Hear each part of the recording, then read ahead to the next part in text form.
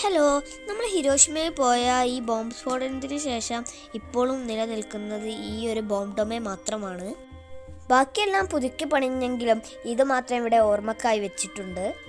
ചുമരിൽ നിന്ന് വീണ കല്ലുകളും മണ്ണുകളും എല്ലാം നമുക്കിവിടെ നിലത്ത് കിടക്കുന്നത് കാണാം. ഹിരോഷിമയിൽ കാണാൻ പറ്റിയ നല്ല സന്തോഷമായി, പക്ഷെ അവിടുത്തെ കാര്യങ്ങളൊക്കെ കണ്ടപ്പോൾ നല്ല വിഷമമായിട്ടോ. പിന്നീടുള്ളത് അവിടെ മ്യൂസിയത്തിൻ്റെ ഉള്ളിലുള്ള കാഴ്ചകളാണ്. ദുരന്തത്തിൽ മരണപ്പെട്ട കുട്ടികളുടെ കരിഞ്ഞ വസ്ത്രങ്ങളെല്ലാം ഇവിടെ ഉണ്ടായിരുന്നു. അതുപോലെ സഡാക്കോ സൊസാക്കി എന്ന കുട്ടിയുടെ മൊനുമെന്റും ഇവിടെ നമുക്ക് കാണാം. കൂടുതൽ അറിയാൻ കമന്റിലെ ലിങ്കിൽ കയറൂ.